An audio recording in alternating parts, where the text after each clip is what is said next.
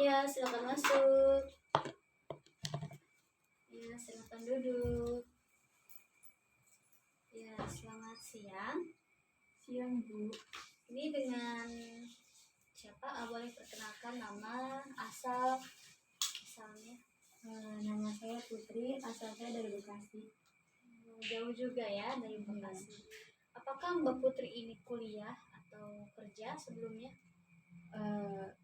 Enggak, saya ibu rumah tangga. Oh, ibu rumah tangga. Boleh tahu umurnya Umur sekarang? saya 24 tahun. Sudah punya anak sebelumnya?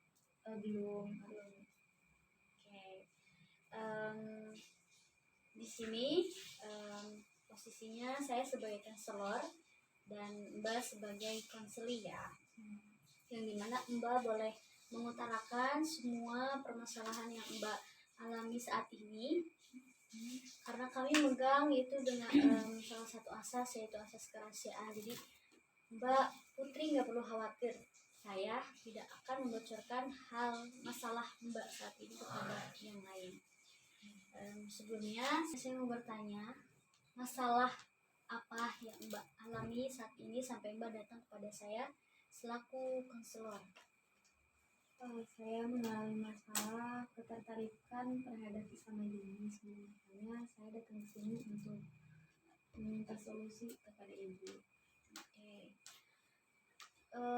Asal mula Mbak mulai tertarik terhadap lawan jenis itu mohon maaf, sesama jenis itu kapan? Bagaimana ceritanya? Awalnya saya masih suka sama lawan jenis. Saya juga sempat punya suami, namun selama 1 tahun rumah tangga saya itu saya diperlakukan tidak baik oleh suami saya. Saya sering diperlakukan kasar, sering dianiaya oleh suami saya. Makanya saya mengalami trauma terhadap laki-laki.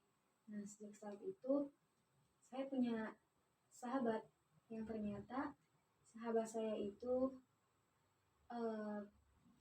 LGBT. Awalnya saya tidak tahu kalau dia itu LGBT.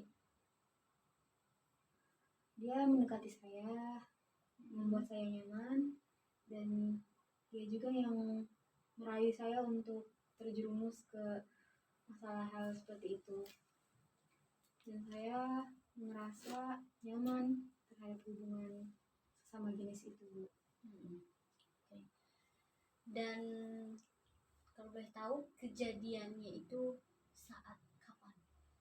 Setelah saya bercerai sama suami saya 1 tahun yang lalu. Berarti sudah cukup lama, lampau ya. Apakah Mbak tahu jika LGBT ini bisa dikategorikan sebagai hal yang baik, hal yang tidak baik ataupun dosa? Saya tahu hukumnya itu dosa karena saya gimana ya, udah terlalu trauma terhadap laki-laki, makanya saya melakukan hal itu. Dan apakah saat ini masih Mbak merasakan ingin melakukannya lagi ataupun bagaimana? Saya sudah diberikan hidayah mungkin ya sama Tuhan untuk berhenti dengan hal seperti itu. Makanya saya ingin berhenti. Oke. Mbak tahu bahwa LGBT ini telah bisa dikategorikan dengan hal yang zina ya sebelumnya, dan itu sudah tercantum dalam Al-Quran. Di dalam surat Al-Isra dikatakan wala taqrabu zina. Mbak tahu ayat tersebut? Ya, janganlah engkau mendekati zina.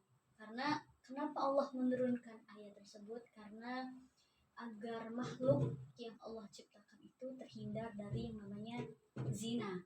Seperti itu. Sebenarnya perlakuan LGBT yang sebelumnya Mbak lakukan itu sebenarnya dikembangkan oleh pikiran Mbak sendiri ataupun ajakan dari sahabat Mbak yang sebelumnya tadi diceritakan. Dan itu bukan termasuk bawaan lahir, dan Mbak nggak perlu terlalu dipikirkan bagaimana solusinya seperti itu. Jadi pikirkan bahwa itu adalah dorongan dari pikiran Mbak sendiri dan Mbak bisa untuk merubahnya seperti itu.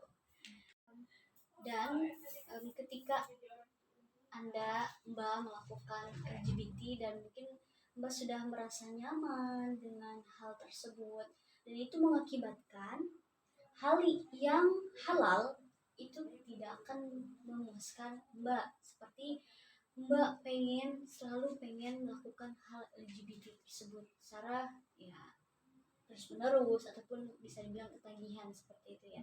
Dan itu pun sebenarnya tidak baik untuk Mbak, dan Mbak tahu kalau itu adalah dosa yang telah diceritakan dalam Al-Quran, yaitu pada zaman Nabi Lut, yang dimana salah satu sahabat dari Nabi Lut alaihissalam ini ada yang melakukan LGBT ataupun tertarik terhadap sesama jenis, dan Allah mengetahuinya, dan mereka semua diberikan azab yang sangat pedih oleh Allah.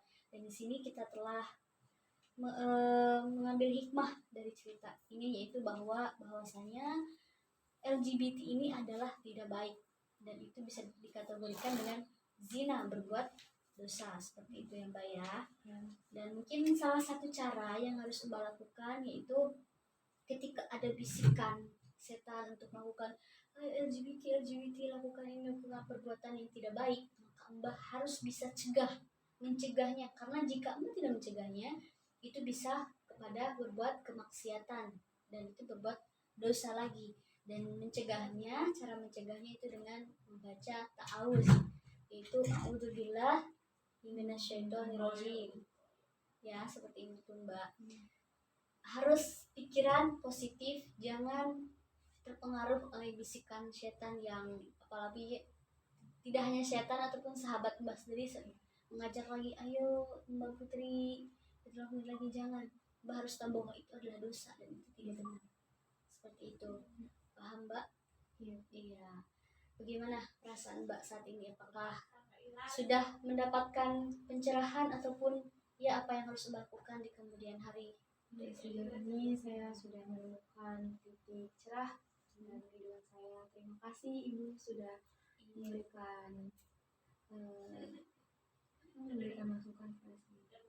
Ya, terima kasih sudah datang kepada saya. Mohon maaf jika ada salah ataupun tutur kata yang nggak baik. Dan kalaupun Mbak merasa posisinya lagi mulai gundah lagi, mulai gelisah, mulai kayak pengen menjerumuskan ataupun hal tersebut, boleh datang kepada saya lagi. Siapa tahu saya bisa membantu Mbak seperti itu ya. Dan terima kasih atas waktunya telah datang jauh-jauh dari Bekasi ke Bogor seperti itu ya Mbak. Ya, terima kasih. Wassalamualaikum warahmatullahi wabarakatuh. Bu, saya pamit Ya, salam.